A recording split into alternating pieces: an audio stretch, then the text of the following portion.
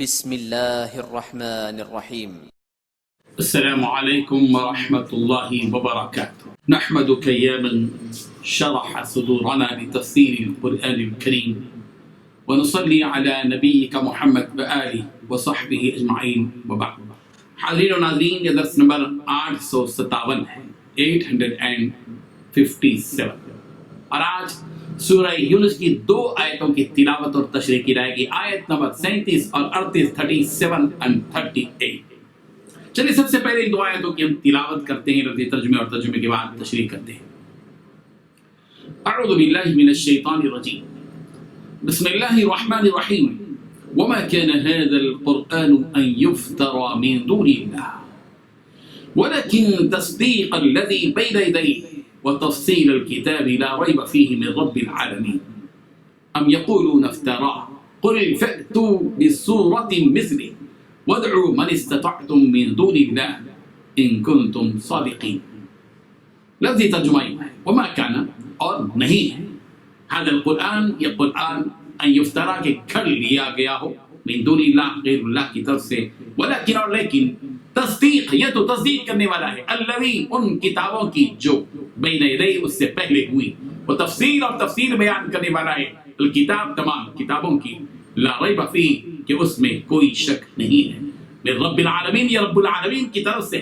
ام یقولون، کیا وہ کہتے ہیں کافر کہ افترا، کہ اس رسول نے اس کو گھڑ لیا، قل، کہہ دیجئے، فأتو، پھر لے آؤ تم، بسورت، ایک ہی سورت، مثلہ، اس جیسی، ودعو، اور بلا لو تم، من دون اللہ، من استطاعت، جنہیں تم بلا سکتے ہو، استطاعت تم رکھتے ہو، بلاؤ، من دون اللہ، سوائے اللہ کے، ان کنتم، اگر ہو تم، صادقین، سچ۔ ترجمہ ہے، یہ قرآن ایسا نہیں ہے کہ اللہ کے سوا کوئی اس کو اپنی طرف سے بنا لائے، ہاں یہ اللہ کا کلام ہے، جو کتابیں اس سے پہلے کی ہیں، یہ کتاب، یہ قرآن ان کی تصدیق کرتا ہے، اور انہیں کتابوں کی اس میں تفسیر ہے، اس میں کچھ شک نہیں کہ یہ رب العالمین کی طرف سے نازل ہوا ہے۔ کیا یہ لوگ کہتے ہیں کہ پیغمبر نے اس کو اپنی طرف سے بنا لیا ہے؟ کہہ دو کہ اگر تم سچے ہو تو اس طرح کی ایک صورت تم بھی بنا لاؤ، اور اللہ کے سوا جن کو تم بلا سکو بلا بھی لو۔ ان 2 آیتوں میں 8 باتیں بتائی گئی ہیں۔ پہلی بات، اور یہ قرآن ایسا نہیں ہے کہ اسے کسی نے اپنی طرف سے گھڑ لیا ہو، کہ اللہ نے نہ اتارا۔ دوسری بات، بلکہ یہ وحی کی ان باتوں کی تصدیق کرتا ہے جو اس سے پہلے آ چکی ہیں۔ تیسری بات، اور اللہ نے جو باتیں لوح محفوظ میں لکھ رکھی ہیں ان کی تفصیل بیان کرتا ہے۔ چوتھی بات، اس میں ذرا بھی شک کی گنجائش نہیں ہے۔ پانچویں بات، یہ اس ذات کی طرف سے جو تمام جہانوں کی پرورش کرتی ہے۔ چھٹی بات، کیا پھر بھی یہ لوگ کہتے ہیں کہ پیغمبر نے اسے اپنی طرف سے گھڑ لیا۔ ساتویں بات، کہو کہ پھر تم بھی اس جیسی ایک صورت گھڑ کر لے آؤ۔ آٹھویں بات، اور اس کام میں مدد لینے کے لیے اللہ کے سوا جس کو تم بلا سکتے ہو بلاؤ، اگر تم سچے ہو۔ بزرگان محترم، مشرک لوگ رسول رحمت صلی اللہ علیہ وسلم سے اپنی مرضی کے بیجا معجزات کا مطالبہ کرتے تھے، حالانکہ رسول رحمت صلی اللہ علیہ وسلم کے پاس وہ زندہ معجزہ قرآن مجید موجود تھا جس کو مشرکین جانتے تھے۔ انہیں معلوم تھا کہ جس نبی کی زبان سے یہ آفاقی کلام نکل رہا ہے وہ کسی انسان کا کلام ہو نہیں سکتا۔ عرب میں بڑے بڑے ادیب اور فصیح اور بلیغ شاعر، یہ پڑھے لکھے تھے، مگر ان کی زبانوں سے اتنا عمدہ کلام بھی کبھی نہیں نکلا تھا جو سارے انسانوں کے کلاموں کو عاجز اور بے بس کرتے۔ ادھر رسول رحمت صلی اللہ علیہ وسلم تو امی لقب تھے، نہ ہی آپ نے کسی سے کوئی لفظ پڑھا اور نہ ہی کسی سے کوئی لفظ لکھنا سیکھا۔ ایک ایسے امی لقب ذات کی زبان مبارک سے اس قدر اعلیٰ و بالا کلام نکلے، یہی تو سب سے بڑا معجزہ ہے۔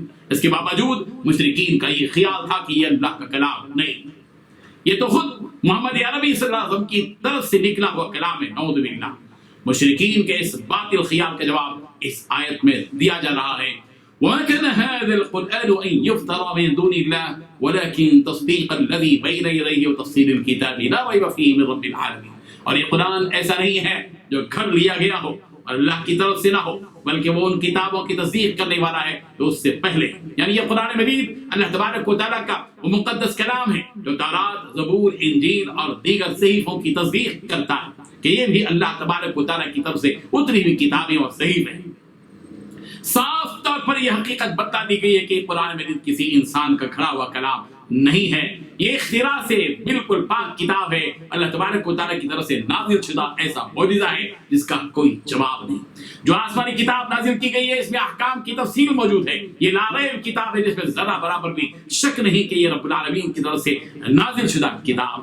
حضرت عمر رضی اللہ عنہ سے مروی ہے، انہوں نے کہا یقیناً قرآن مجید اللہ کا کلام ہے، میں تمہیں اس حال میں دیکھوں کہ تم نے اپنی خواہش کی طرف موڑ لیا۔ عطیہ رضی اللہ عنہ سے مروی ہے کہ نبی کریم صلی اللہ علیہ وسلم فرمایا اللہ کے نزدیک اس کلام سے بڑھ کر کوئی کلام پیارا نہیں ہے، اور بندے اللہ سے اس کے کلام سے بڑھ کر کوئی کلام نہیں کرتے جو اسے محبوب۔ ابو سعید خدری رضی اللہ عنہ کہتے ہیں کہ رسول اللہ صلی اللہ علیہ وسلم نے فرمایا اللہ عز و جل فرماتا ہے جس کو قرآن نے میری یاد سے اور مجھ سے سوال کرنے سے مشغول رکھا میں اسے اس سے زیادہ دوں گا جتنا میں مانگنے والوں کو دیتا ہوں۔ اللہ کے کلام کی فضیلت دوسرے سارے کلام پر ایسی ہے جیسے اللہ کی فضیلت اس کی اپنی ساری مخلوقات پر۔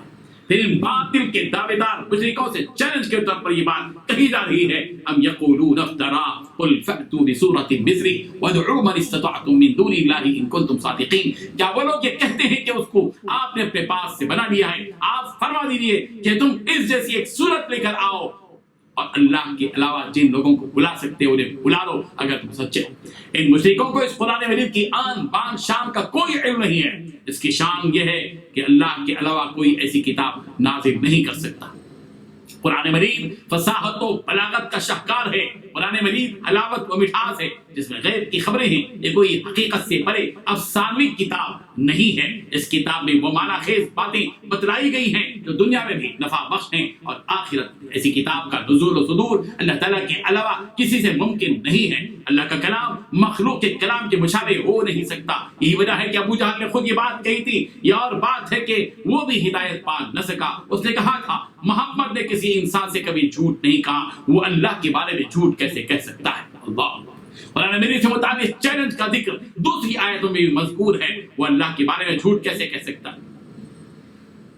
قرآن مجید سے متعلق چیلنج کا ذکر دوسری آیتوں میں مذکور ہے، سورہ بقرہ کی قرآن آیت نمبر 23 میں یوں ہے وَإِن كُنتُمْ فِي رَيْبٍ مِّمَّا نَزَّلْنَا عَلَىٰ عَبْدِنَا فَأْتُوا بِسُورَةٍ مِّن مِّثْلِهِ، اور اگر تم اس قرآن کے بارے میں ذرا بھی شک میں ہو تو جو ہم نے اپنے بندے محمد پر اتارا ہے تو اس جیسی کوئی ایک صورت ہی بنا لاؤ، اور اگر سچے ہو تو اللہ کے سوا اپنے تمام مددگاروں کو بلا لو۔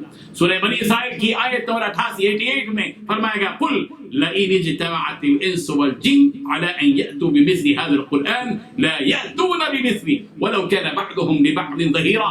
آپ فرما دیجئے کہ اگر سارے انسان اور سارے جن اس بات کے لیے جمع ہو جائیں کہ قرآن مجید جیسا بنا کر لائیں تو وہ لا نہیں سکیں گے، اگرچہ کہ آپس میں ایک دوسرے کے مددگار ہو جائیں۔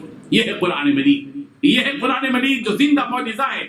آج ہمیں اس قرآن مجید کی حقیقت کو سمجھنا چاہیے، قرآن مجید کو اپنانا چاہیے، قرآن مجید کو پڑھنا چاہیے، قرآن مجید کو سمجھنا چاہیے، قرآن مجید کو تجوید اور ترتیل کے ساتھ پڑھنا بھی چاہیے، اس پر عمل بھی کرنا چاہیے اور اس کو ان لوگوں تک پہنچانا چاہیے جو آج تک اس قرآن مجید سے محروم بیٹھے رہے۔ اللہ تعالیٰ ہم سب کو عمل کی توفیق بخشے۔ وآخر دعوانا الحمد للہ رب العالمین۔